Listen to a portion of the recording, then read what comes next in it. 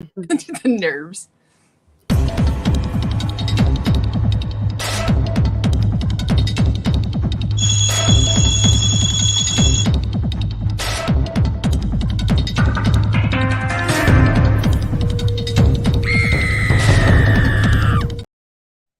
Welcome to the Yellowjackets Hive, presented by cordcutting.com. I'm Media Melanie, here with... And I'm Emily. And we are also joined by a very special guest today. We have our patron and friend of the podcast, Alyssa, joining us to dissect these two episodes. How's it going, Alyssa? Hello. Hello. Buzz, buzz, buzz. Here we are. Hello. That's I love right. how you're all decked out. Yeah.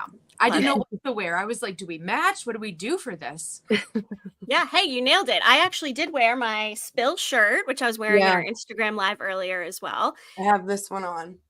That's my favorite one. Yeah. Love that. And hey, for anybody who would like our merch, you can buy it at yellowjacketshiveshop.com. Ooh, I love that mug, Alyssa. That is super cute. Yep. And for anybody who is not already, be sure that you've checked out our Hive Hub page. We have a lot of exclusive content for cord cutting, videos, articles, etc. cordcutting.com/yellowjackets-hive, and be sure to subscribe to them on YouTube as well. We just recently did a video on the 10 90s TV shows the Yellowjackets would have watched and loved, and that one was a lot of fun. So go ahead and watch it. Don't miss it. Drop a comment. Tell us if you agree with our picks. There were a lot to choose from. Yeah. I disagreed with one of them. Did you see? Did you get my comment?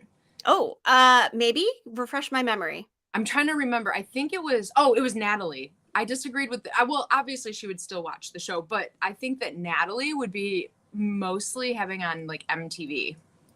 Okay, I can see that.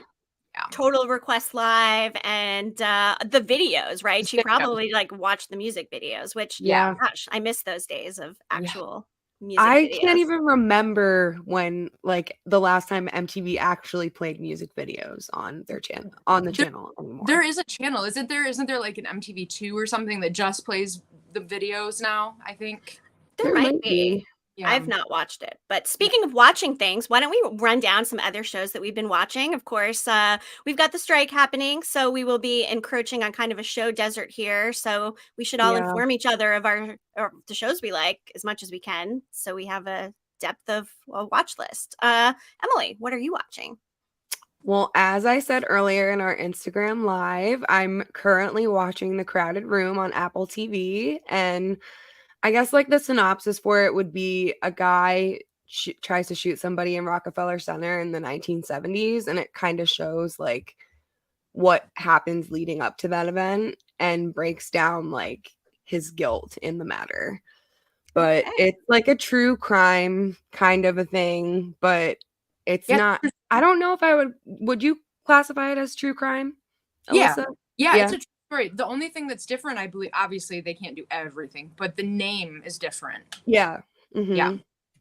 And don't Google it's loosely based on a true story, which makes it even crazier. Like it's a really crazy story.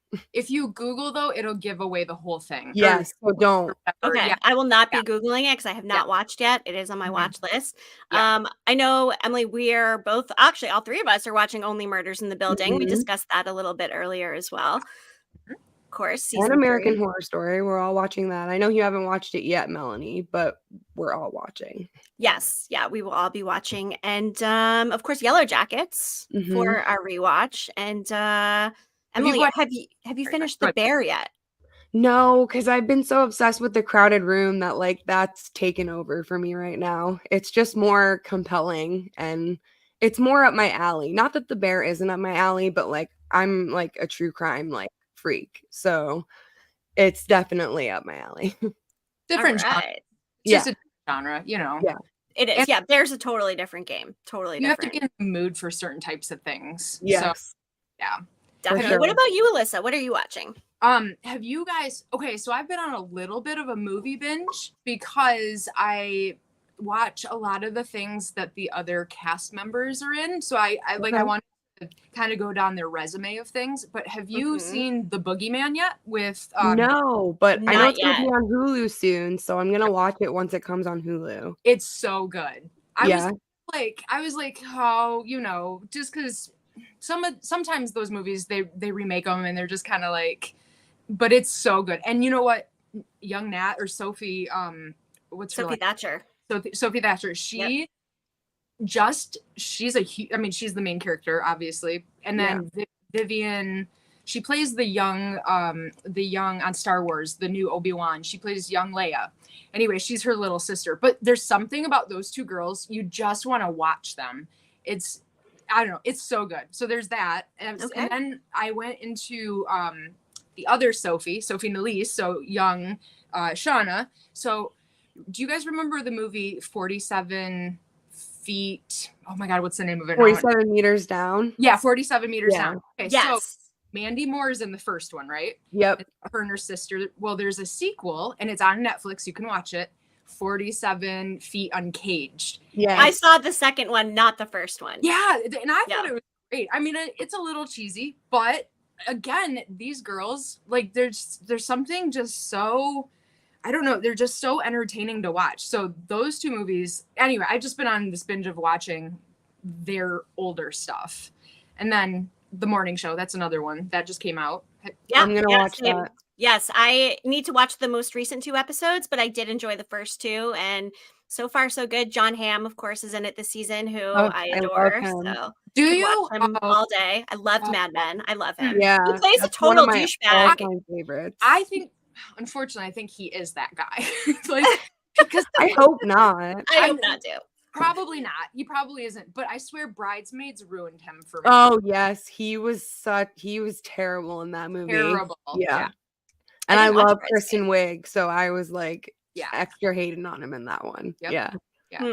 Have you watched Barbie yet? Have you seen Barbie? Yeah. Not yet. I need to go see it. I need to treat myself to a matinee or watch it at home or whatever. Still haven't seen it, so that is on my list. Yeah. Yep. Kristen, no, not Kristen. Kate McKinnon. She's another one. Hilarious. Absolutely hilarious. Yeah. The perfect choice for Weird Barbie. Yeah. Love that. I've just started The Other Black Girl on Hulu. One of my Twitter friends recommended it, and it's a thriller. It's so far so good. I'm on episode 2.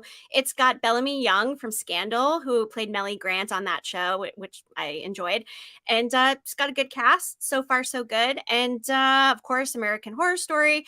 But what I'm looking forward to, I talked about this on Instagram Live also, is a show called Found.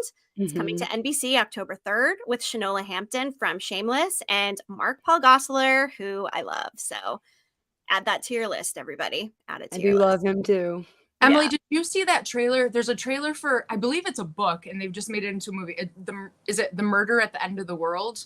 That's coming to Hulu. I saw a trailer for that. Yeah, that looks really interesting. Yep. Yeah, I have that on my list too. Yeah. That's gonna be on. Is that gonna be on Netflix? I thought it was Hulu, but I could be wrong. I thought Fox. I could be wrong too. Okay.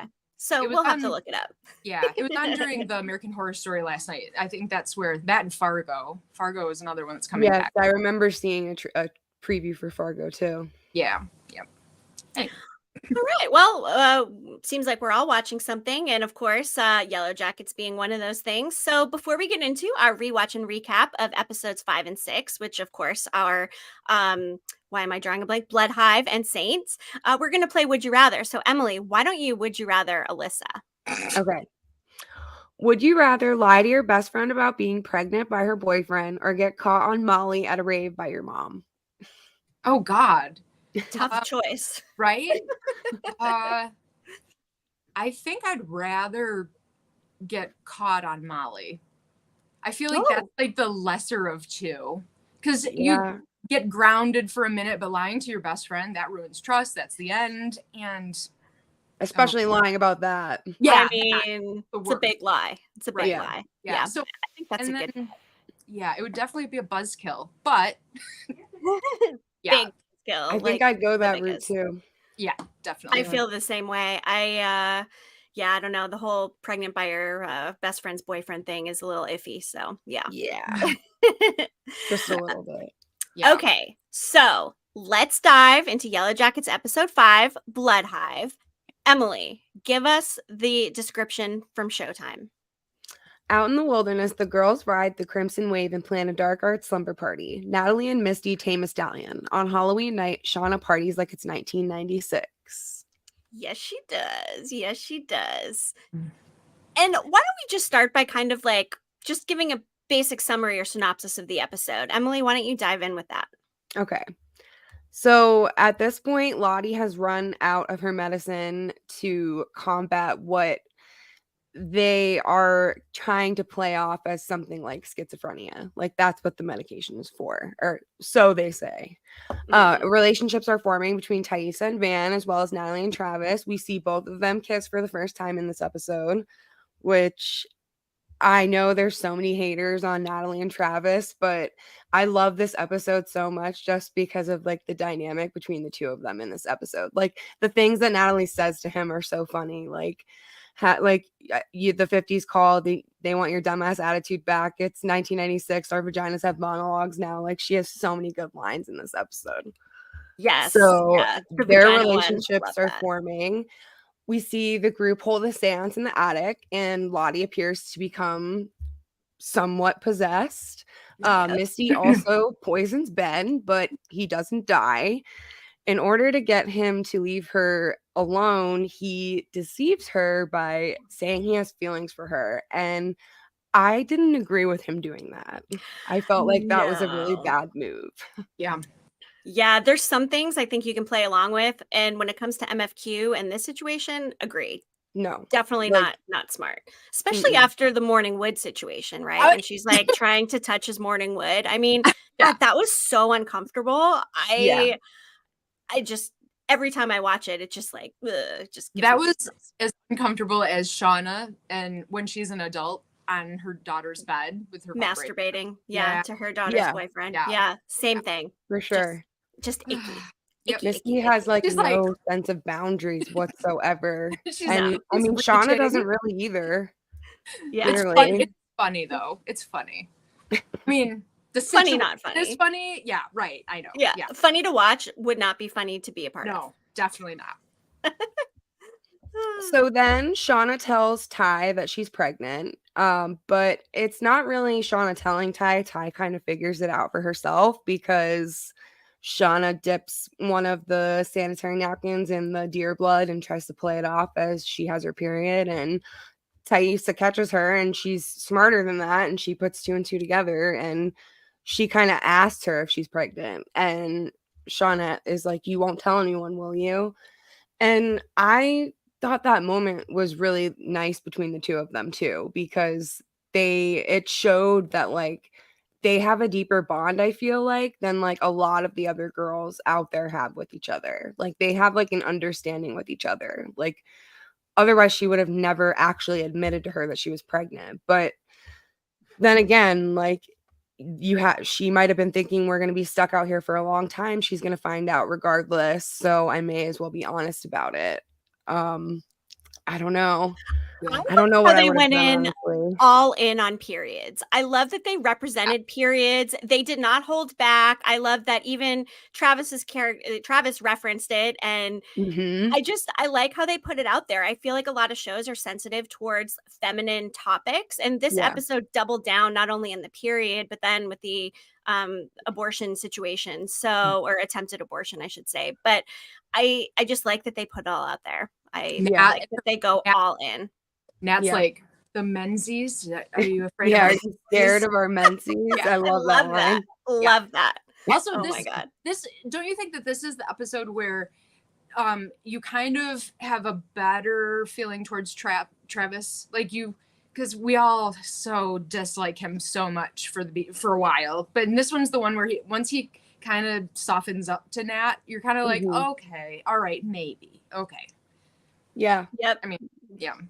For sure. Yeah. I mean, Travis gets so much hate, but especially after season 2, like I have a totally different opinion of him than I had after watching season 1.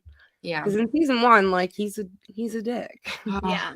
I mean, he's been through a lot, the poor guy. And of course, true. Emily, you wrote an article on cord cutting. So everybody make sure you go and read that. It talks a little bit about the polarizing nature of Travis's character. So that was very well done. Everybody read it. Yeah. Yeah. So then next in 2021, Ty finds the word spill painted on the front door of her home. She confronts Sammy after discovering a container of paint in his room, and he denies doing it and blames the lady in the tree. So do you guys think that like that meant that Taissa planted the paint there like herself, like in that state? Yes. Yeah. What other explanation is there? I know. Who else could have put it there? I mean, Sammy did not do it. Sammy did not do it. There's no way he would have done it and not got, paint all over his clothes or body or something. But I would think the same with Ty. Like, yeah. I mean, was there no paint spillage? When they confront him, when Ty and Simone confront him and he's standing there with the candy at the table and he's like, the bad one did it. Don't you think that maybe he could have said something about it being like a woman that looks like Ty? I mean, they are his mom. Talk to him, and he just seems evil. That child just seems evil to me. I don't know, especially with Lyle. He's creepy. Yes. I don't know his look. I don't know if it's like how they want us to think about him. I don't know. I think probably they want us to think afraid. he's creepy. Yes, I do. yeah, right. But he's also drawing pictures of eyeballs or no eyeballs and like all of the things, weird stuff. Yeah. Why? Like, that's a good point. Like, they took him to a child psychologist. Like, do you think they would have brought those like disturbing drawings up? Like, because I would have brought them up. Or would they just describe what this woman looks like or the bad one looks like in the tree? Like, I feel like there'd be more questions. I don't know. Yeah. I don't know. I mean, although at the same time, if he's like, oh yeah, mom, it's you. And Ty's going to be like, what are you talking about? Because she really just doesn't know. So it's this weird kind of struggle situation going on. Did she forget that she sleepwalks or did she just kind of bury it and not? I mean, because like when she kind of wakes up, she's like, oh, I mean, seems like something you wouldn't forget about, right? Like, no matter how. I don't think she forgot about it. I think she just buries it down really deep and doesn't think about it. Gotcha. Definitely. And then when she bit her own hand, of course, I think that resets her maybe, which is not in this episode. I believe it's in the next episode. I think we see the hand. Or maybe Biscuit bit her hands. I thought it was Biscuit. I think the dog bit her. That's what I think. Yeah. That's true. Actually, probably when she killed Biscuit and put his head on the altar. So yeah. Yeah. Yeah. Oh. Oof. But yeah, the Sammy situation. Oh my God. Yeah. And then later, with her political opponent's attacks increasing, Taissa contemplates dropping out of the Senate race but decides not to. She also sees the man with no eyes during this announcement, which always had me so curious because the creators have kind of confirmed that he is sort of associated with death. So why are you seeing that in that moment in particular? Why is it coming to you in that exact moment? Maybe death when you're about to make an announcement about your political career. That's just so weird. Maybe death of her career. Maybe that could be. Maybe it's just maybe he's a symbol of things ending or something. I don't know. But then she wins. So I mean, I just don't know. Yeah. But yeah. Does she win because of the altar and like whatever she gave to? Yes, that is exactly why she wins. Or, I mean, I don't know. We don't know. None of us know. We will have a chance to talk to the man with no eyes. The actor who plays him will be in interview once the strike is resolved. So we're very excited to kind of sit down with him. Of course, it was a different man with no eyes, season 1 and season 2. But regardless, it will be fun to talk to him when the time comes. So Are you scared? It'd be really great if he actually came in costume. So that way he looked super creepy on the podcast. We'll have to talk to him about that. Yeah. Well, hopefully the writer's strike wraps soon. We're on day 70? Yeah, it's they're still in negotiations, I think. I think they're still in negotiations, so that's a positive, I guess. The longer they're in negotiations, the better. That's true. Shift has a comment. Hey, what's up, Shift? Symbol of all the death she'll bring to others in her success. Now, that's an interesting way to think about it. Perhaps Phil Bathurst, for instance. She's crushing him eventually. So, to be determined. Yeah. Then Shauna attends a Halloween party where her daughter Callie learns about Adam. The following day, Callie is unsuccessful in blackmailing Shauna. That's one of my favorite scenes of the whole episode when Callie tries to blackmail Shauna. and she's like, have you ever heard of mutually assured destruction? And Callie's like, I invented it. Yep. Little does she know that her mom is the queen of not putting up with any bullshit, and of course quickly talks Callie out of that plan. And everything she said was so perfect. It was great. Yes, it was. Oh my God. And who do you think it's going to come to? And probably going to be your age friends. Yeah.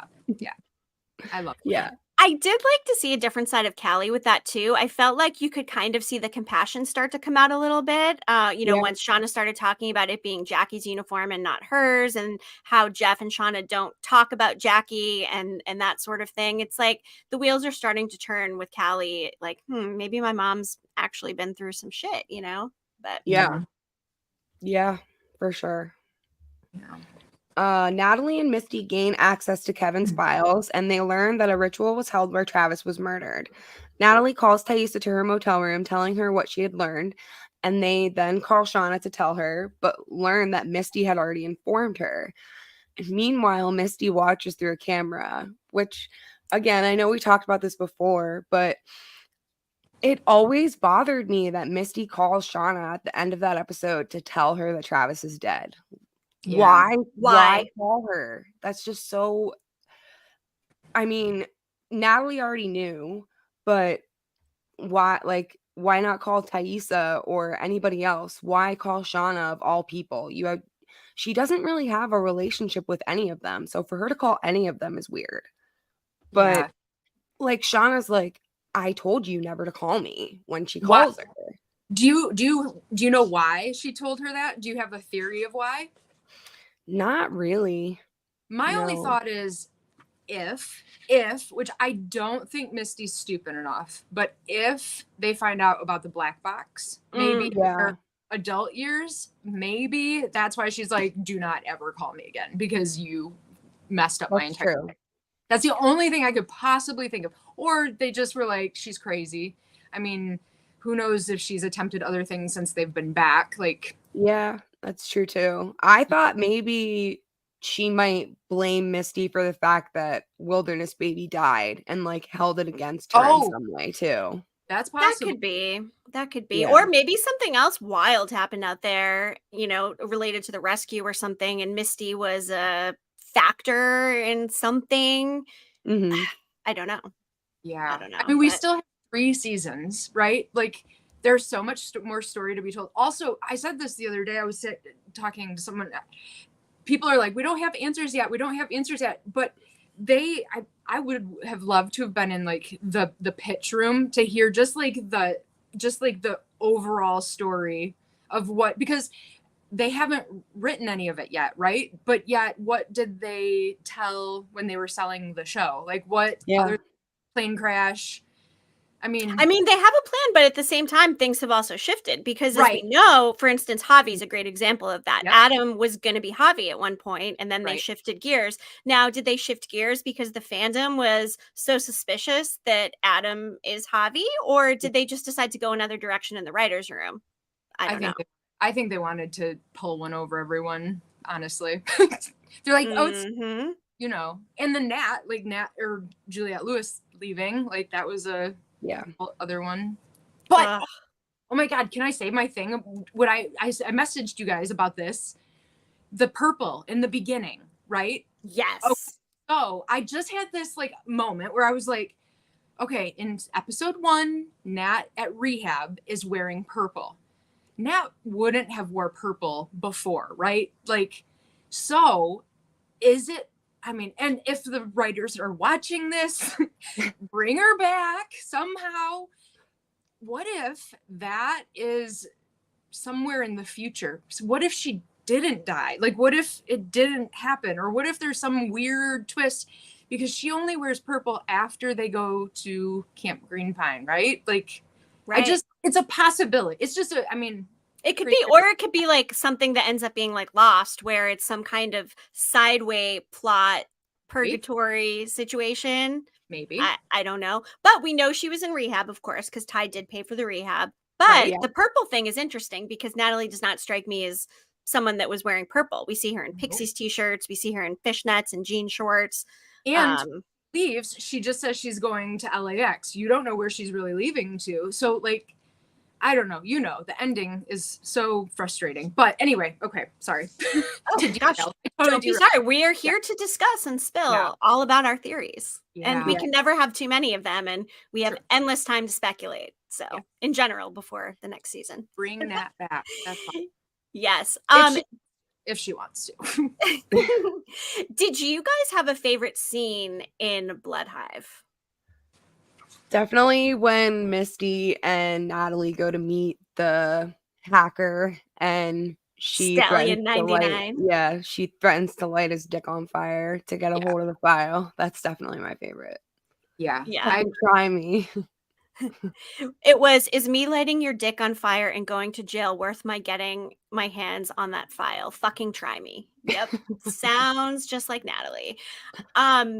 A comment I liked, it wasn't really a scene, but when Sean is talking about the book club to Jeff, and she's like, it's basically the opposite of a sausage party. And he's like, oh, a clam bake. Just the way that he delivered the clam bake line gets me every time. Like Jeff's one-liners, I just can't. So good. He's so good. Like the clam bake. So good. Even when she's like, he's asking about, well, what book is it? And she's like, oh, the girl on the window train of whatever.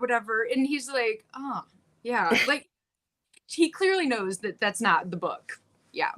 100%. I also liked when Misty messed with the trick-or-treaters, which speaks to Misty's unstableness in general. I mean, God, these poor kids trick-or-treating in, a nursing facility or whatever. And she's just going to unplug the thing and make it look like they're coding. Yeah. And I mean, that's like traumatizing out of those kids. Yeah. They didn't even want to be there though. That's what she was like, trying to jumpstart something there for them. Yeah. Oh my God. The one thing I liked when they were talking about having the seance in the teens, when they're talking about the occult and Laura Lee's like, the occult is no laughing matter. Right? Yeah. Not the occult, Laura Lee. It's just a game. Yeah. Definitely. And speaking of games, I think the last time we see the Yellowjackets having actual fun and carefree times in the teen timeline was the opening of this episode. Emily, as you put in the notes, Montel Jordan's This Is How We Do It, of course, they're all dancing and doing a routine and they look so genuinely happy. And this might be one of the last times we see this actual happiness on any of their faces. They seem to be having fun when the seance starts. It's lighthearted and they're joking around, asking like, did OJ do it? And silly stuff like that. But once Javi asks, are we all going to die out here? It immediately took a turn and just went completely sideways and went crazy. Was it Lottie speaking perfect French? And I love the moment when Jackie and Van have an exchange too. And Jackie's like, I don't know, I suck at French. And Van's like, well, damn it, Jackie, try not to. Yep. Do you think the knife was making the infinity symbol or was it making the 8? You know how that's been speculated? I don't know. Because I'm more inclined to think it was making an 8 just because in the pilot we see 8 people in the Cannibal Council. Yeah. That makes sense. Your other theory on the knife is that in Travis's death scene, that Travis's actual body was kind of like a pendulum similar to how the knife was during the seance. And I feel that, Emily. I feel that. I feel that even more now after seeing season 2 and seeing what happened with his actual death. I mean, we know there were the candles on the floor that now we think Travis put there himself based on what Lottie saw. But let's also not sleep on the fact that Misty fucking Quigley put that puzzle of those pictures together to determine that the wax made the shape of the symbol. And I stick by my thought that Misty would slay puzzles on Survivor, which, by the way, premieres season 45 next Wednesday. But how did Misty put that together? How? I feel like she had to know something that Natalie obviously didn't know. Yeah. Or she's just good at puzzles too. Like she was looking at the whole of a picture and Natalie's looking more at Travis. Like Natalie's more, upset about what's going on and Misty's looking at it like problem solving more so. Misty actually still wants to be involved in that world, whereas all the other women are kind of running from it. Right. Too. Yeah. That's true. Yeah. So she would figure it out quickly because she would be looking for something like that. And she needs that praise, or not the praise, but like that she did it or she helped or whatever. Yeah, I agree. Yep. And an interesting line in here, you know what that probably was. The dead guy's missing fingers trying to make their way home, something Natalie says. And Emily, you asked the question, does this indicate that Cabin Daddy's missing fingers may come into a later plot point? It could. I just thought that was like, they put so many lines in there that are not by mistake. And it could have just been a funny chuckle, or it could have been like implying that he was missing fingers for a reason, because wasn't he holding the gun in the chair, or the gun was at least next to him, right? Yeah. So I don't know if that, like, if he could have even fired it the way that the gun was sitting, and if it would have done anything to his fingers, I have no idea. But well, you mean like did he kill himself? Or, no, because the gun would have either like fallen, or his head was back though, right? Yeah. So it didn't look like he did, though. It didn't look like he had used the gun. Are you guys? Yeah. Are you feeling like the show is supernatural, or are you feeling it's trauma? Where are you at on the scale right now? Ooh, that's always a tough question, I think, because it really toes the line. I mean, it I'm could right go in the either center. way. At this point, though, if you're just beginning from season 1, episode 1 to now, where are you? Without knowing the rest of it. Like, this is a first watch. How do you feel? If I had a gun to my head, I would have to say supernatural. I mean, the man with no eyes, like all the strange things happening, the way like the snow came down on Jackie's body. There's something bizarre. Lottie's visions. Yeah. They definitely want us to think it's supernatural. Yeah. Lottie's possessed all of a sudden by this. Speaking different languages. Yep. Yeah. Dustin Smothers, I am team trauma. Shift. I got feel time like for both. It's a mixture of both. Yeah. I really do. Yeah. Why does it have to be one or the other? Why can't we have a world where they're both, it's all, I mean, right. It could be. And we may not get it wrapped up until, I mean, who knows when, and the end of season 5. And they'll just keep us dangling this carrot or knife in front of us. No. Are they going to give us the answer? Do you think that they're going to give us the answer? Do you think we're going to never find Maybe we'll have to come to our own conclusion eventually. I don't think they're ever going to give us a direct answer. I think it's going to be left up to everybody's interpretation, because that's what makes it work so well. Yep. Right? Definitely. Yeah. It's gonna make me mad. Just give me an answer. Just give me a story. Just tell me the story. Don't make me decide. Another interesting thing from this episode was when Stallion99 said the stiff in this file doesn't exist. I looked him up. Yep. So he was obviously looking into John Garcia, because that's who the name was. But again, why did Travis go through such trouble to go into hiding? And they're rehashing again, he doesn't exist. So it just raises this question time and again. I was also thinking, didn't Kevin Tan realize that the name on the file wasn't Travis Martinez when he saw the file? Because if he was under the name John Garcia, then wouldn't that have been on the autopsy photos and stuff? And like a big red flag, why'd this dude change his name? I mean, they went to high school together, so yeah. Good. Yeah, so it's almost like he just believed Natalie or something, or like he was like took Natalie's word for it. Like, yeah. But maybe there's more to the file we still don't know yet. Gosh, it's possible.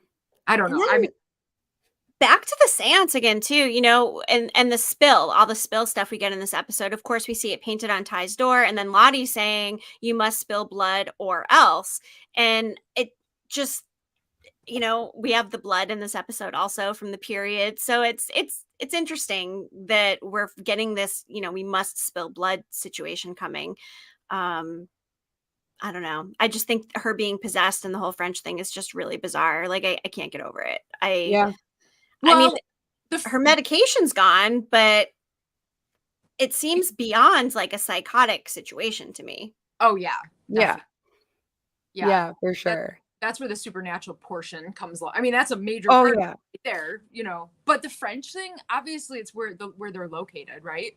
That's true. French Canadian hunter guy. Yeah. I also think it's really because she did take French and she might have picked up on more than she realized subconsciously. So she might have been able to speak it better, but not to the degree that she was speaking it. Yeah. No. And it sounded like a different voice. Like when you hear people who are possessed using a different voice or something. Yes. Like on the show Evil on Paramount Plus, which I'm obsessed with, by the way. When there's possessions on there, it's typically like a whole different voice, it sounds like. And I got that vibe with Lottie. It didn't sound like her, you know? So yeah, I don't know. That's true. But the whole seance thing just it gets me. It gets me. But who was she possessed by? Was she possessed by Cabin Daddy? Maybe. Yeah. Maybe.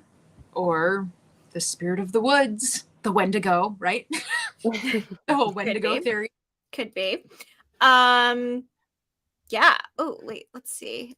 Talia, I don't know if the directors or showrunners have explicitly stated, but when watching the Young timeline, do you think that we're seeing 100% of what happened? No. That's an interesting question, and definitely not. And I wonder if it's from one particular character's perspective. I don't know. I kind of felt in the first season it was from Shauna's perspective. It seemed like it was Shauna's story. Yeah, totally. Like being told from her journals or something. Yeah. Well, they can say too, she's the main character. Like the creators have said that in interviews. She's the main character, so this is kind of her story. Yeah. It is. That's true. Yeah. That would be interesting though, if say season 3 comes along and it's more towards Misty's side, or like one of the other would be. Oh my God, right? And perspective is interesting, and we know the adults are not reliable narrators, so that of course brings into question the fact that they're probably not reliably, you know, telling us what happens out there as well. So you probably get a different story, of course, from each one of them, and then we of course hear the line, you know, it was just us out there, from one of them in season 2. So I don't know, like they imagined it all or something, you know. I don't even think they're remembering it the way that it happened. I think they're remembering it like the way that they want to remember it. Like the cushy version. Yes. Not like the what really happened. Because I mean, when they're in the in season 2, when they're in the hut together, they're like, do you even remember what, like they were sitting there trying to remind each other of a story. You would not forget that. Okay, I'm sorry. If the 3 of us were out in the woods and we had to hunt each other and eat each other, we would not forget that. Okay? Right? We would not. You would bury it. Yes, absolutely. And you would never want to speak of that because, oh my God, right? But yeah. So they're just, their minds are, they're totally lying about what's happening. Mm-hmm. Also, they say at the very beginning, they're like, we promised we would never tell, you know, like nobody else. So I don't know. I forgot my point. Sorry. No, it's all good. Yeah. Let's look at the music from episode 5, which is Blood Hive. Of course, we open with This Is How We Do It, Montel Jordan and Wino. That dance routine just gets me every time. Like, I just love it. I love it. Yeah.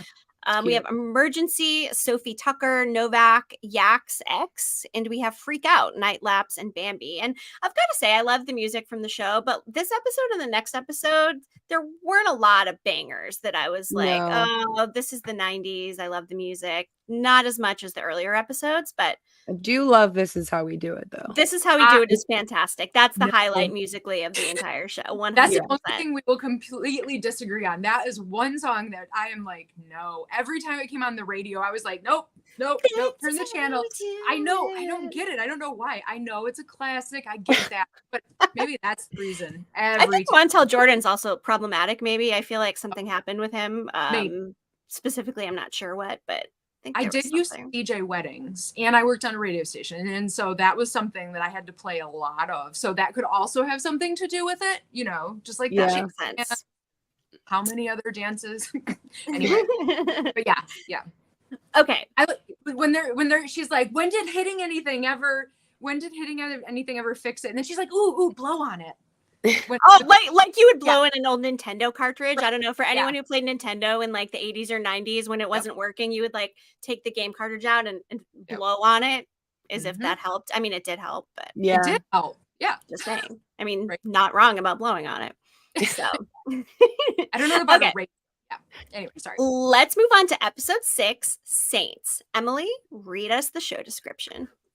The Yellowjackets tangle with the birds and the bees, navigating love, lust, and DIY surgery. In the present, blackmail bunnies and an icy reunion. Misty prepares for a surprised house guest. Oh, yes, she does. Yes, she does. And this episode opens up with some major 80s nostalgia. Of course, we see Lottie in the back seat of her parents' car. She's holding a My Little Pony and she screams. And then all of a sudden, there's a fatal car accident right in front of them. And this is the point when her parents are like, okay, we might need to do something about this. Yeah. And when you overhear her parents having that conversation with each other after that happens, the way that he talks about her, it makes it sound like it's not the first time that something like this has happened. Like he says she's sick, she needs to see a psychiatrist. That's the end of it. So this can't be the first time that there's been an instance like this in their life. Yeah, agreed. Definitely not. And now, of course, her medications run out in the wilderness and we see her hallucinating like the deer with the bloody antlers and whatnot. That was a little bit jarring to see. Do you think that her seeing that deer was her seeing the future in a way? Of them getting the deer in the hunt? I mean, very well could be. Yeah. Well, because I mean, the deer that they kill has antlers shutting just like that. Right. And then, of course, to see her telling the future in the backseat of the car with the car accident, it plays right into one another. Yeah. Is that the deer that has the maggots in it? I don't remember. Sure is. So I wonder if, because you know how her premonitions are sort of like bad fate. I wonder if, I don't know. Anyway, I don't know where I was going with that. Just I don't know. I mean, it makes sense seeing like the bloody antlers and like what is even all over it? What is that on the antlers, by the way? The antlers are shedding. Yeah. Is that what it is? Is that what? Oh, okay. That's what I didn't know that that's what shedding antlers looked like. Yeah. It looks like blood. Yeah. It looks really gross. Like they actually bleed though? Like they're furry. Yeah, it's like a skin. It's like there's fur on them. And then it like antlers do not look like when they're on a wall. Like there's stuff that's on them. So that's why bucks like they hit the trees and they try to that's all. Yeah, I mean gosh, my pair of shiny white antlers back here is all polished and beautiful. I just, I don't like to picture them with like blood and stuff on them. But Wait, so you're right, could be telling the future. I think so. My husband randomly got them from some like job. They feel real. I think they're real. I'm pretty sure they're real. They look real. I found antlers. I found a thing at Walmart the other day. Can I say Walmart? I don't know. Yes. $10. Can I grab it? Do we have a second? Hold on. Go grab it. Shift. Do they do that yearly and it looks horrifying? They do that yearly and it looks horrifying. It really does look horrifying. Yeah. And really it's funny. Like you just said, shedding the antlers, and I didn't put 2 and 2 together. Ooh, that's a nice looking one. So yeah, but this is fake. So you can get this at Walmart for $15, but it's a Halloween. If you go into like the skeleton section now, I press so hard to get these things back in. Anyway, they come separate if you want to make like an outfit or something. And it's like plastic. Oh, cool. But $15 decoration. Add it to your circle. Anyway, sorry. And then like with the whole deer antler shedding situation, Lottie ends up telling Laura Lee about it, and that turns into a whole situation. Yeah. It sure does. A baptism. Yeah. Which is that baptism was very interesting too, with what Lottie sees during the baptism. Yeah. I sure was. Think about it. Like she goes into the tunnel, the candles, all of the first, I mean, when she sees the halo, that situation, like at first you think she's like, oh, she's holy and they're trying to make this happy religious situation like she's Jesus or something, but then the explosion comes, of course, and again it's another instance of seeing the future, predicting what what is going to happen. And then of course she's down in this underground whatever, which of course led the entire fandom to speculate about the underground mines, underground bunkers, and now we know there are underground caves. We'll ever see that location that she sees in that vision? Do you think we'll ever see it in real life? Probably. I mean, it's the I kinda second hope so. time she's had a thing with an underground situation, because we saw it with the underground Ghost Plane Mall situation in season 2 True. as well. So it leads me to think there's something else underground, maybe not just the caves. I Yeah. mean, why else would they be doing that? And didn't we talk about black candles versus white candles at one point too? Yes. Oh, At the very end of her vision, right before she sees the fireball behind Laura Lee's head, the candles look like they change from white to black. oh, good catch. I didn't notice that. Wow. And they used black candles in Travis's death scene, correct? Yes. So Okay. that's interesting. Like the light versus dark aspect of it. I'm not sure how it connects, but I wonder because the it's a thing. candles that they use in the seance were all white. Yeah. Shift has a good point too. Where the fuck did all the candles even come from? I mean, we know the guy was stockpiling ammo, but the candles. They did have candles in the cabin, right? Also, They did, yeah. did the black candles bring the Sanderson sisters back? Just saying. Right? Because the black. Oh no, that's a black flame candle. No, that's Black, black. yes. That's my bad. flame. Yeah, it's still a white candle. So see, the Sanderson sisters weren't bad. Pardon the Yeah, jet that that just movie. flew Yeah. by a second ago. Whoops. Nothing I can do about that. Okay, and then in 2021, Nat and Ty tell Shauna what happened to Travis, but of course, she already knew, which Mhm. again, to your point, Emily, why did Misty call her and tell her that? Yeah. I don't know. It's just so strange. Yeah, unless like Do you guys Travis and Shauna develop more of a relationship that like we have yet to see? Do you think? No? I can't see that. Not in I just that can't sense, see not it. like a No. sexual relationship. But just- even friends, like yeah. they just are not the same. No. I don't know. What if you know how well there's those books, right? That Adam has? Mhm. What if there's something to do with someone was telling stories before? What if Travis was telling stories? That's how the books, and then he wanted to go off the map, and that's why he changed his name, because he didn't want to be bothered anymore, and so maybe there was a falling out because the story was being told. I don't know, maybe something to do with the books. But yeah, him changing his identity is just crazy to me in the first place. Like there has got to be something specifically that triggered that, because it just doesn't make sense. Unless Travis and Nat, because they were so volatile together, right? Unless he changed his name to get away from her, because you know how like did he go to rehab too? And like they were so bad together. Plus he almost killed her when they got together in the last one when we saw she was the queen. Maybe he changed it just for the relationship purpose so that she couldn't find him. Maybe. I feel like her overdose and almost dying like could have been a reason why he decided to go away from everybody. Yeah. It might have like pushed him over the edge because he didn't want to live that kind of a life anymore. And Thais, like you said, Alyssa, and Thaisa says like they were so toxic for each other. Right. And that was like the height of their toxicity with each other, was that overdose. Well, see, and that's why she was so adamant that he wouldn't kill himself, because oops, she almost overdosed, and then so he could have been that upset that she almost died. So why would he kill himself? So death was a serious topic between the two of them. Yeah. So that's kind of another point. And then he went through all the trouble to change his name. Why is he calling Lottie over there? You know, I mean, there's just, again, so much that doesn't make sense. And Emily, you're working, or actually you just finished, hasn't been published yet, your Lottie the Liar article, which will be coming out on Cord Cutting. So that will be interesting to explore, kind of the unreliable narrator situation. So everybody be on the lookout for that on our Cord Cutting Hive page. It's fun. We need more. We need more everything, because we're so limited right now, you know? Yeah. All I get to see it on Instagram, or just when Teen Ty, Jasmin, she's always posting the day, which day it is. That's how I only know what day it is. I'm like, oh, we're there. She's good about posting too. Every day. Every day. Yeah. Hopefully it resolves soon. And it's Sammy's birthday. Happy birthday to her. Sammy had Oh, her. yeah. That's right. Yeah. Yesterday she yesterday. turned 27 or 28? 27? 28. 28. She's getting married too, right? She is.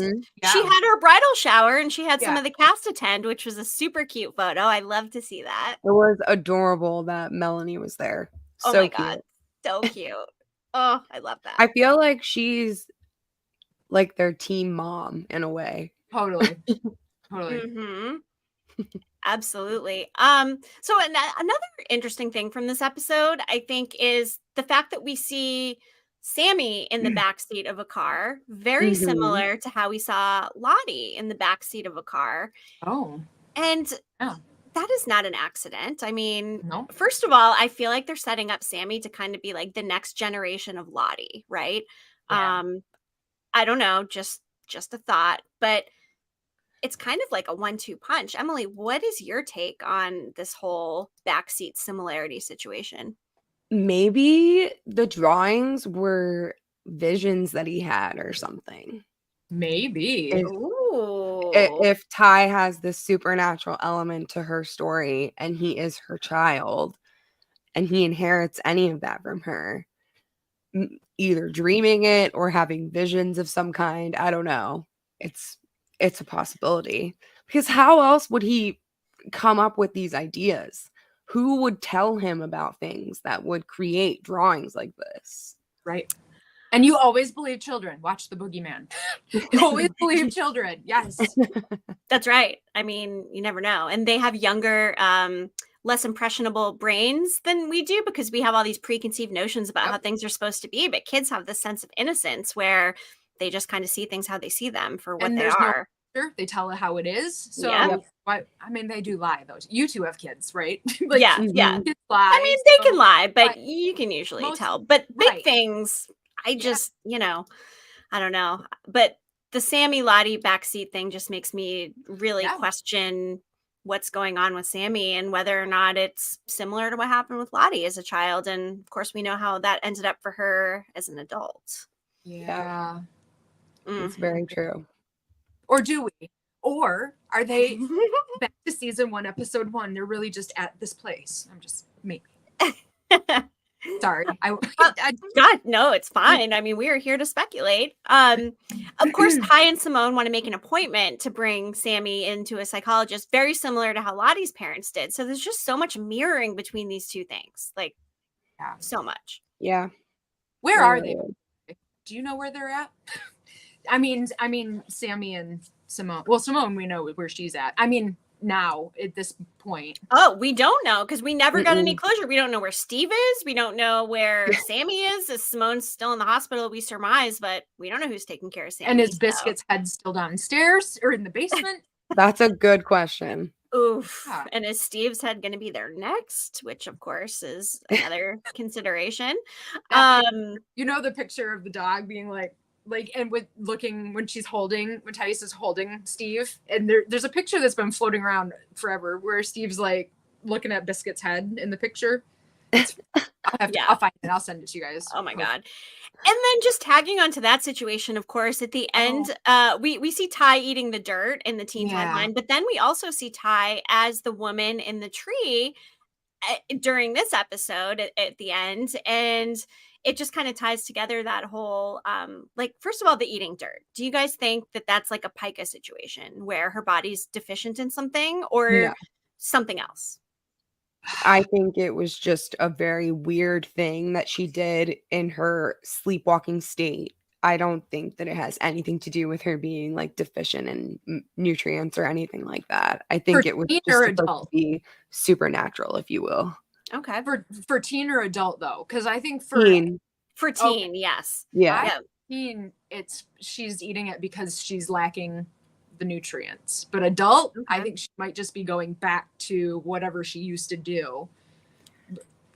Because she's been in a tree before. I mean, the wolf situation, she was up in a tree, so she's like obviously comfortable climbing trees in her sleep. So Lottie wakes up in the middle of the night, and it almost looks like she hears something, and that leads her to go outside, and that's where she sees Thaisa eating the dirt. She asks Thaisa about it the next day, and Thaisa says, like, what the fuck? I can't do crazy right now. Brushing it off. Like, I would never eat dirt. That's insane. Yeah. Do you think that because of the way that Thaisa acted about it that Lottie may have assumed that she imagined it. Oh, maybe. Like maybe it was another vision, or she just thought that it was something that she's like, she can't trust her own thoughts anymore. I never considered that, Emily. That is very smart. I think that could totally be what it is. I love talking through these things because that could definitely be interesting. She never brings it up again after that. No, and we don't see Ty doing it. And it just goes along with this whole theme of being an unreliable narrator. Lottie especially. I mean, we know they all kind of are, but yeah. Whew. Yeah. Okay. That is an interesting theory. Who'd have thought eating dirt would have been so speculative? Right? Everything is speculative when it comes to Yellowjackets, everybody. It's true. Every single thing. Yes. Other things happening in the adult timeline. We have Natalie and Kevin.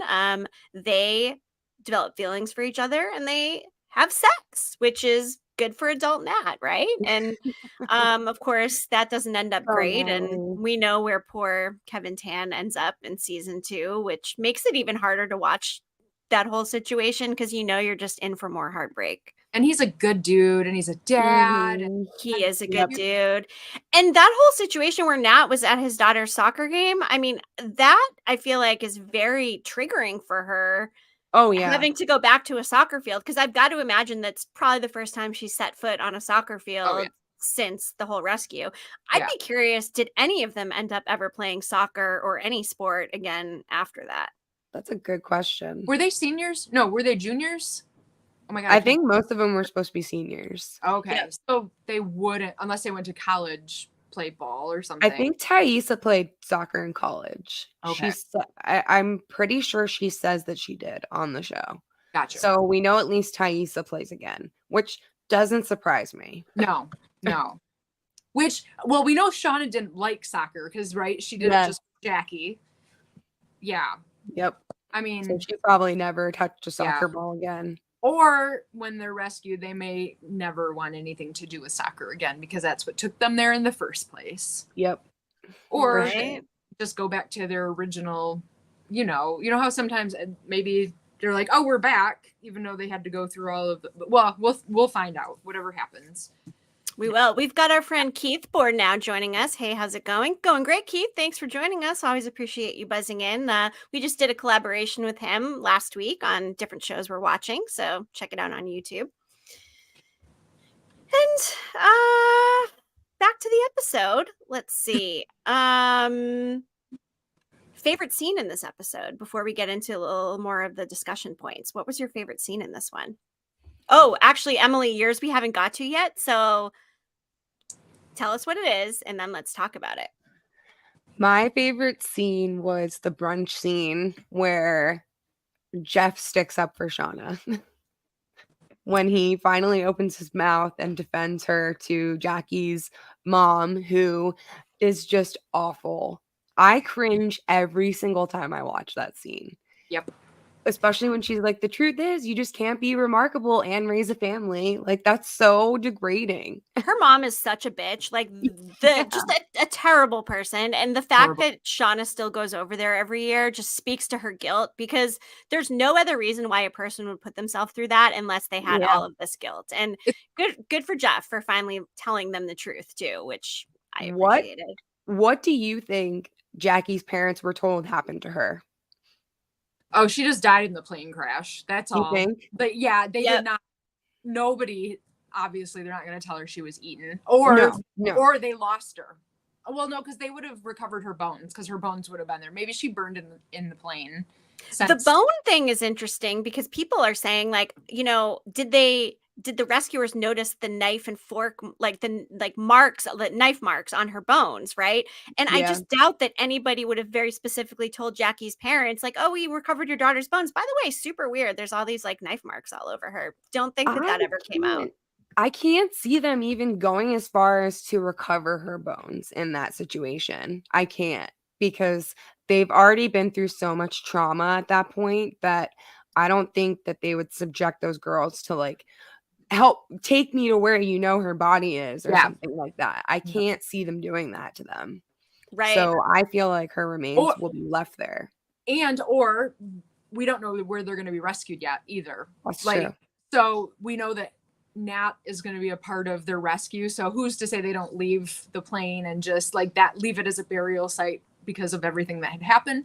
But and they never even see it. Yeah, one thing that's true. It's interesting how they go every year to celebrate Jackie on her birthday and have lunch, considering they ate Jackie for lunch. Oh, the irony. I mean, it's crazy. Yeah. Oh my God. Yeah. Dustin Smothers, I doubt they were CSIing that stuff. And I mean, they did put out the unauthorized like skin in the game. And I do think there would have been a lot more information out there on them being cannibals had the rescuers communicated that information to the families or other people. It would have gotten out. I mean, people suspected they were cannibals, but I don't know that there was like actual proof of that. I don't think there was actual proof. I think it's just all speculation, because how else are they going to survive? People died. And they may not have been honest about how they died or what happened to them after they died. So people are going to make assumptions. Right. Well, and I mean, I would. The plane crash happened too with the other guys, and the other guys were cannibals from the other team. Remember how they referenced the other team? So that right? They reference the other team that crashed? The Andes? Yeah, the Andes plane crashed. Yeah. So they probably just assumed it's the same similar situation. So maybe that's where they got it from. That could be true. Yeah, that could be.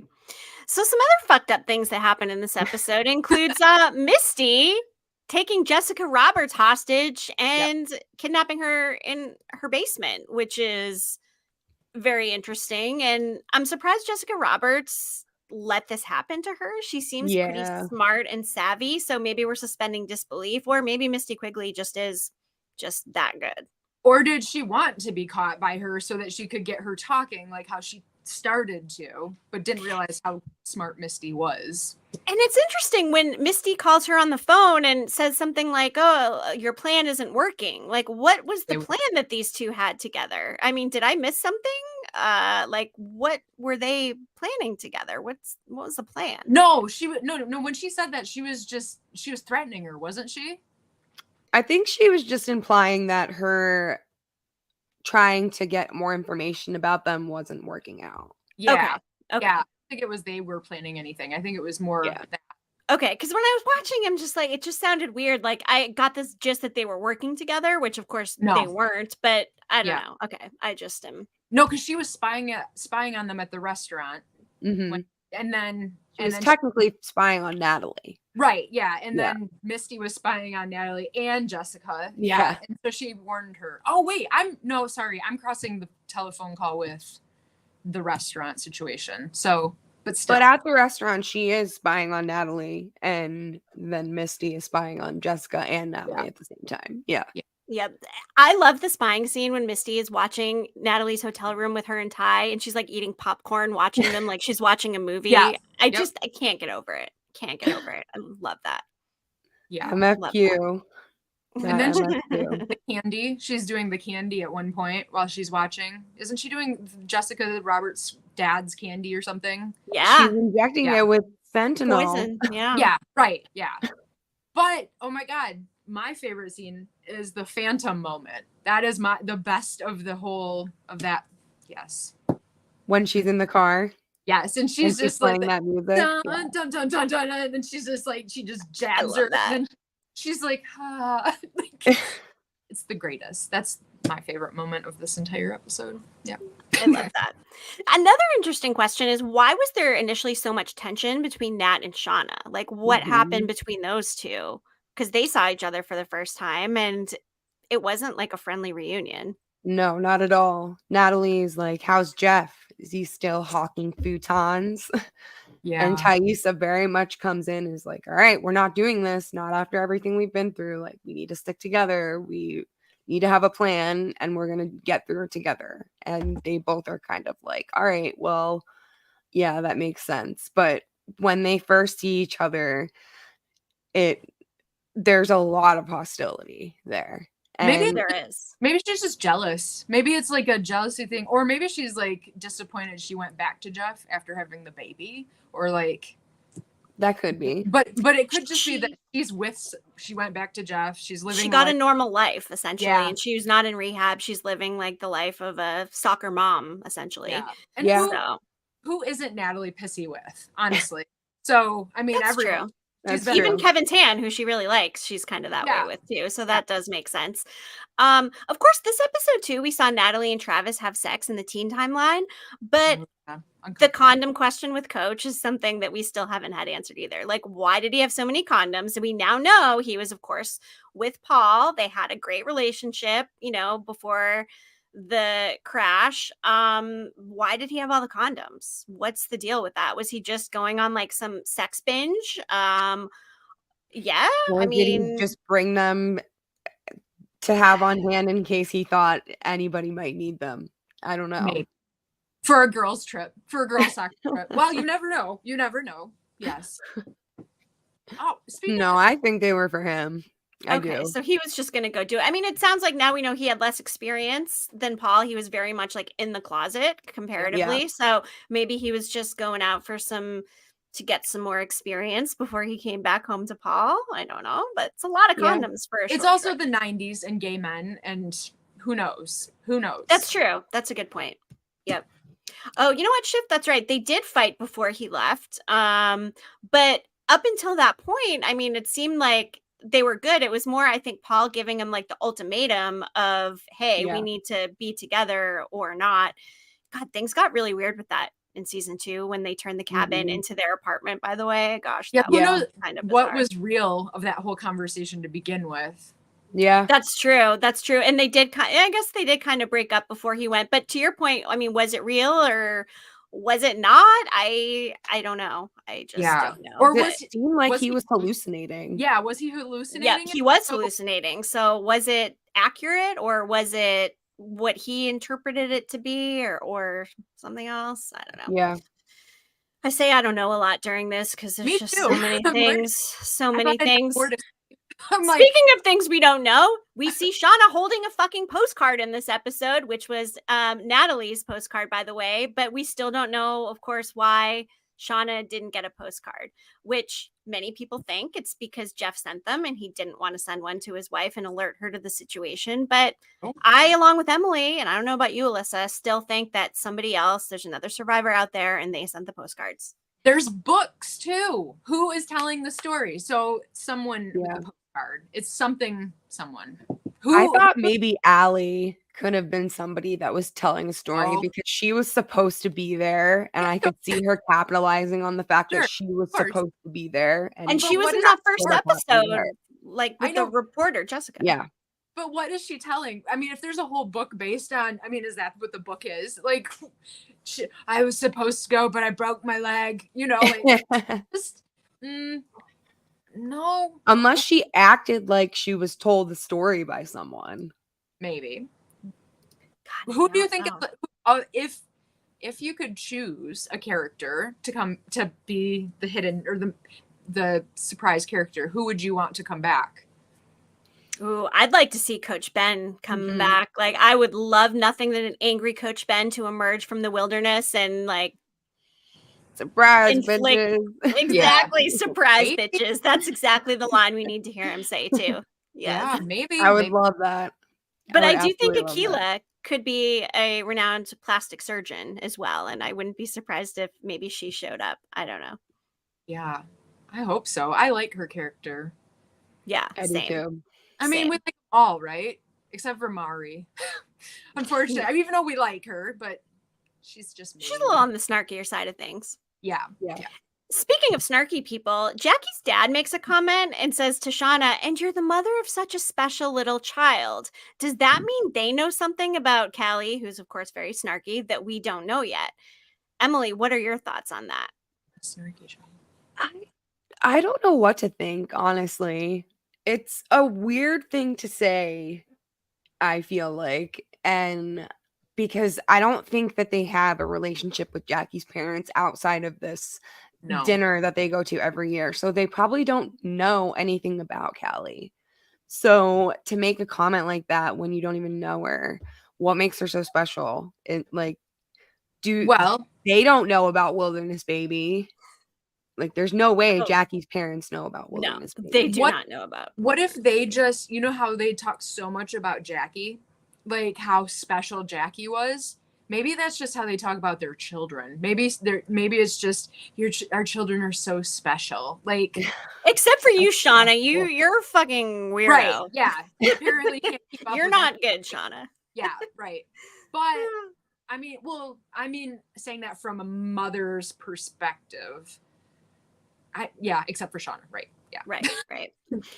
Something else interesting. Nat was willing to give up and sell her Porsche in order to keep their secrets from getting out for this blackmail. So they're very clearly desperate to not have the blackmailer put this information out. Meanwhile, Ty's like, I'm not really in a good place with my wife right now to be like, co-signing for a $50,000 loan or whatever. But the easy manner in which Natalie steps up, I mean, that speaks to her being a leader. Of course, she becomes the leader at the end of season 2, and perhaps she stays that way throughout. Maybe she's the antler queen throughout. Or, as we've speculated, the antlers could be passed. Yeah. Alyssa, do you think it will be a different antler queen moving forward? Or do you think they'll take turns? Do you think it'll stay Natalie? What do you think? I hope that it stays Natalie, because seems to be the only one who has her right mindset in a sense. Yeah.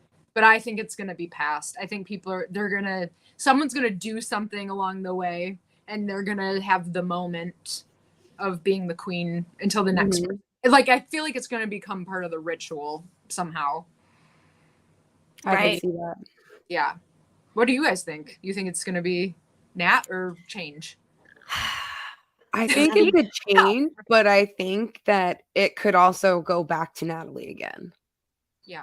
Like, she could be dethroned, but possibly step back up again at some point. Because I very much think that Natalie is responsible for them getting rescued at this point, just based off of like context clues from things that the women have said about her, and especially a line that Taissa says about her in the 7th episode about how they wouldn't be here if it wasn't for her. Right. So it makes me think that Natalie was the reason behind their rescue in some way, shape, or form. You guys said earlier about them having the hostility towards each other. Do you think that the hostility is because Shauna is going to take her queenness? Shauna was super salty. She was super salty about the fact that she didn't get chosen. Right. So she 100% thought she deserved it. But you know what? That saltiness and her being up journaling about it late at night is what saved their asses from that cabin burning down and engulfing them all in flames. So in a way, they should also thank Shauna for being bitter. Because if she wasn't awake, would they have been able to escape the cabin in time? I don't know. Probably not. No, probably not, because it was all sealed. But maybe. I mean, like, what is it's like if you put mice or rats in a trap and you set it on fire, they're gonna chew their way out or something. Like, it's a scientific thing. Yeah. So maybe they would. One of them would have figured a way out. Then they would have been cool. I think this episode for me, I think the most powerful thing that happened was the attempted abortion scene. I mentioned it earlier, and it was very difficult to watch. Much like the episode of Key, the childbirth episode, I actually have not been able to rewatch that. It just hit me in a different way, and it was a lot. And I've of course rewatched this episode, but I just always appreciate that they shed such a light on abortion and the difficult nature of it, how dangerous it can be, and how hard it is to come to that decision. And then of course Shauna changed her mind, and her and Ty being willing to do that. I mean, I love my friends. I love my friends, but I honestly don't know if I was in that situation, if I could have done that. I'm getting goosebumps even talking about it. I could never. Oh, can you imagine being in that? This was an inappropriate would you rather, so I did not add it in there. But I was like, I'm like, oh my God. I could never. About a would you rather. No, couldn't do it. I mean, if it's life or death, though, for you, I mean, if you want to live, or are you saying that you'd be? Who are you saying that you'd be? Or neither, obviously. I would never be able to help my friend do that. No, never. I would never be able to do it myself either. I don't think I could do it either way. It just wouldn't be a consideration. I wouldn't want to like kill myself out there, but Exactly. I think that killing yourself in a different way would actually maybe be better than attempting to do a DIY abortion. Like, I don't know. I mean, it sucks so either much way, can go wrong. Yeah. I mean, they don't know what the heck they're doing at all. No clue. But I understand what they were trying to do, and I'm not defending it either way. Obviously, it's terrifying altogether. I just feel like I don't know. We're so bonded because of that, though. Sure. They have much more of a connection, I feel like, than a lot of the other ones. And good for the show for putting it out there and just bringing that raw emotion to it. I mean, Sophie Nelisse has just done some incredible acting throughout both seasons. And the fact that she didn't get the Emmy nomination just the whole show burns me. I can't believe how much they got shit on with the fans, with the people, like the promoted. I just cannot believe there were 3 nominations and that's it. Yep. And they're like, what costume, which is great. That's great. I'm glad that they at least got nominated, but this is season 2, like again. And this season was huge. They promoted the shit out of it. Like it just, they were robbed. They were robbed. That's just the bottom line. I think there are some shows that are out there that are just like the Moneyball shows that just totally knock it out of the park. But this show is so good. This should have been like the underdog show that should have came in and won everything. Honestly. Yeah. Really should have been. It really should have been. And, just one more like final, I guess, note, like random on this episode is the animal representation. We see the owl with the diffuser. We see the bunnies at Jackie's house, which I think is just so interesting. The whole like Jackie thing. Jackie makes the comment about bunnies are basically just squirrels with a fluffy tail. And of course, we have the wolves and whatnot. We see Biscuit barking at this wolf outside that Taissa is imagining, and I just think it's starting to really come together with all this animal imagery. Alyssa, what really brought my mind to it was looking at your background of your adorable huskies back there, and it reminded me of the wolf. So, right. Yes. Right. Yes. I was like looking, I'm like, as you were naming them, I'm like, yes. Also on that really great piece of merch, which by the way, you can buy at yellowjacketshiveshop.com. That one's really cute. Of course, it's We Are What We Pretend to Be, and we use some of the animal masks we saw in season 2. But every time I see the owl diffuser, it just like reminds me of like the masks and the animals. With the hints of ylang. Yes. Yeah. Ylang. Yep. Oh my God. Misty Quigley. Gosh. She is like one of the best characters of all time television. Oh my gosh. All time. I love her. I've loved her from the beginning, both teen and adult Misty. I don't even know which one I like better. Maybe teen because she's more unhinged, but not really because adult Misty's almost more unhinged than teen Misty is. It's just all her quirks that Christina Ricci does. And then like you think that you're going to have a favorite from another one, but Misty always wins. Like she's always the best one. Like she always wins. Favorite, but I love Melanie Lynskey. But it's so we just love them all. It's so good. We do. So good. Anyway, it really is. It is so good. And of course, we'll be continuing our season 1 rewatch and recap. So this is episodes 5 and 6. So next time we will do, of course, 7 and 8, and then we will do 9 and 10. My personal favorite episode from season 1 is Doom Coming. Freaking love it. Everything about that episode. And you know what? I think when we cover it, I'm going to do a costume for it. Like I might just like dress up like Doom Coming, which is not cosplay. Well, maybe it is cosplay and I shouldn't do it. I don't know. What do you guys think? Is that I don't want to you should do anything like, with the strike, but I also feel like it might be nice to honor the episode by like adorning myself with a flower crown or something. Yeah. I don't know. I don't think there's anything wrong with that. No. Or if you don't dress up, you can always go to the Showtime, right? And get the Doom Coming sweatshirt. This one is fun. I have like that's true. Actually, I have a Doom Coming shirt. Yeah. You know what? I have that exact t-shirt. I have the t-shirt, just not the hoodie. So I could just wear that. That makes sense. I almost wear this one, but this one says Ask the Spirits on it on the back. That's right. Which is perfect for the seance. I chose this one. Yep. Yeah, I was gonna wear your guys' shirts, and I'm like, but it's the seance shirt, so yeah. No, you're totally on brand, which is why, of course, I wore my spill because we saw the spill painted in this episode, and we hear spill a lot. So, and then I wanted to promote your guys' shop, so I was like, well, I'll bring them down just in case, and it's kind of cold down here, so even though it's 80 degrees out, yeah, we really appreciate your support, by the way. I try. Speaking of, I just want to say thank you for letting me jump on this with you guys tonight. And I have something special for you. So I messaged you guys a while back ago, which I know I messaged Emily, but Melanie, I don't know if, I think so, maybe. Anyways, so I have a small gift for you guys. I hope you haven't gotten them yet. But remember when I showed you, hold on, I got the Sunshine Honey. I found the Sunshine. Oh, yeah. Playing cards. And then there were the pins. Comic-Con pins, right?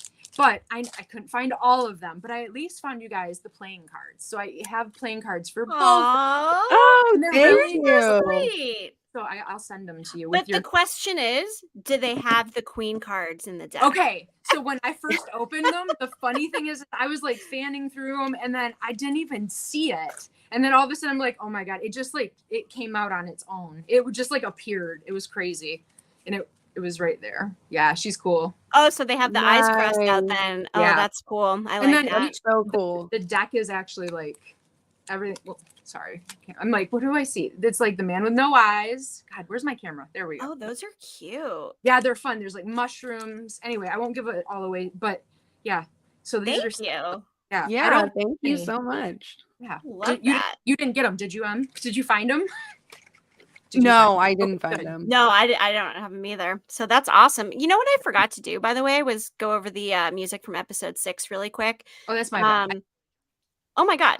Wait, what's your bad? Shut up. What are you talking about?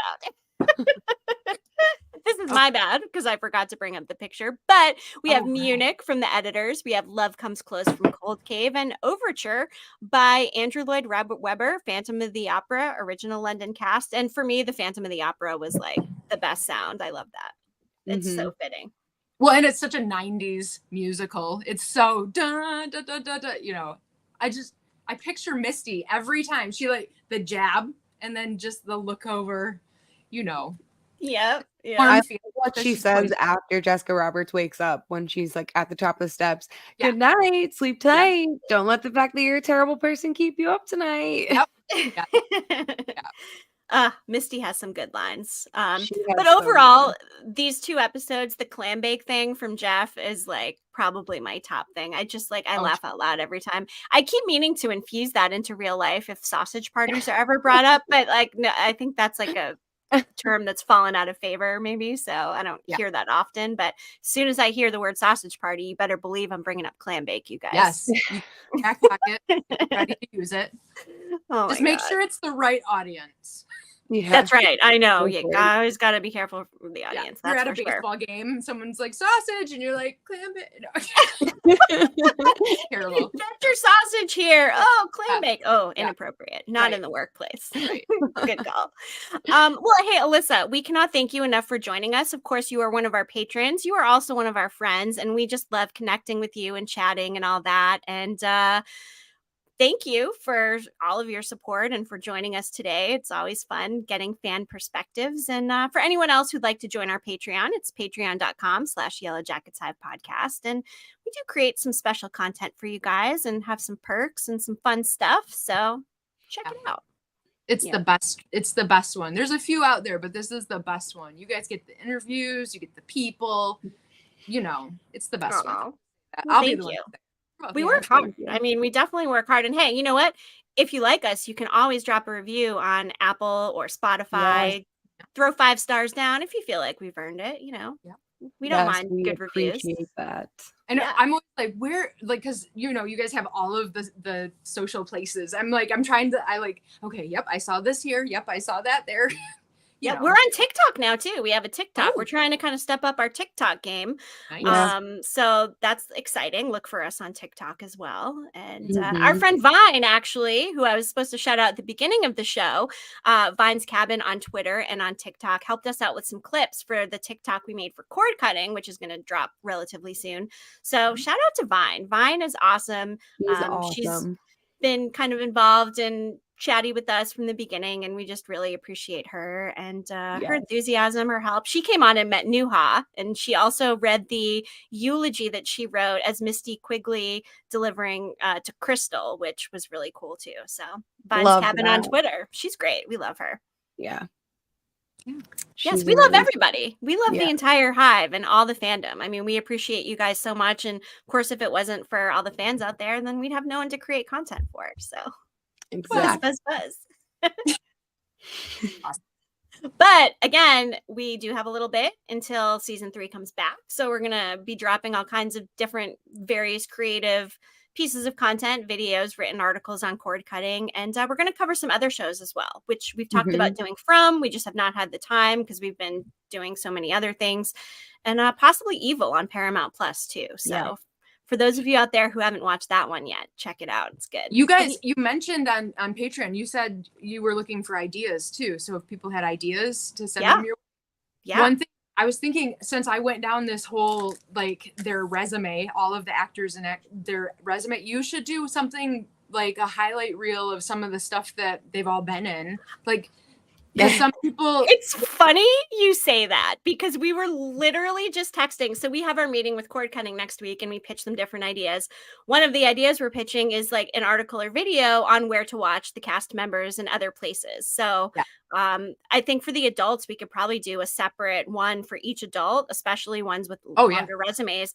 For the teens, maybe we just do it all in one. Not sure yet, but that's a great idea. And great minds think alike because we were also going down that path. So thank you. This means you got to pull the trigger. Yeah. Oh, definitely. Definitely. Yeah. We will definitely add that one to the list. And everybody send your ideas our way. We love ideas. We try to kind of think outside the box with some of them, and we just appreciate you guys consuming all of it. So thank you. Right on. All right. I'm going to hop off so you guys can finish up and do your thing. So all right. Sounds good. Okay? Of course. Thank you for joining us. We'll see you soon. Bye, guys. Bye. Oh, that was fun. It's always nice getting a fan's perspective too. Cause I mean, we, of course have our own theories and thoughts, but gosh, it's nice infusing all different brains into the mix. It is. It's the best when we all get to theorize live together in real time. Shift said he just did a Jasmin Savoy Brown marathon and it was awesome. And she's been in some pretty amazing stuff. I still actually need to see the most recent Scream movie, which I've not seen before. It's good. Scream is one that I will watch every time. The original Scream is one of my favorite movies of all time. I just love it. It's so good. I mean, it's like cheesy now, but it's so good. It's just a classic. Yeah, I've got to watch the recent one. I need to go watch Barbie, which of course does not have a Yellowjackets cast member. Just something I need to watch. So that's a good one too. Yes, it is. One show not to watch really quick before we sign off, Wilderness on Amazon Prime. I just did my watch this Wednesday warning on it yesterday because it was not good. It was very trashy. I hate watched the whole damn thing, all 6 episodes, and just going to throw it out there. Don't waste your time. Okay. I won't waste my time then. Yeah, don't waste your time. Watch something else. Just do it. Some people think it's juicy. I don't think so. I like a good thriller, but it just didn't do it for me. I like the guy that plays the husband, like in the other stuff that he's been in. Like, he's great in The Haunting of Hill House. Really good. He was also in Surface on Apple TV Plus, and I hated his character there, and I really hated it in Wilderness, but he was really good in Haunting of Hill House. I think he was in The Invisible Man as well, which I actually did not see. Was he good in that? Did you see it? Yes. That's a good one. You're welcome, Shift. He said, thanks for saving me. I almost started that. Yeah, don't waste your time. I need to finish Impulse too on YouTube, which has, of course, Sarah Desjardins, who plays Kelly in Yellowjackets. So I could talk about TV all day, but before we're here for a full hour and a half, which is a little longer than we normally go, we will sign off. Yes. All right. Thank you, everybody, for joining us. Thank you. And until we spill again.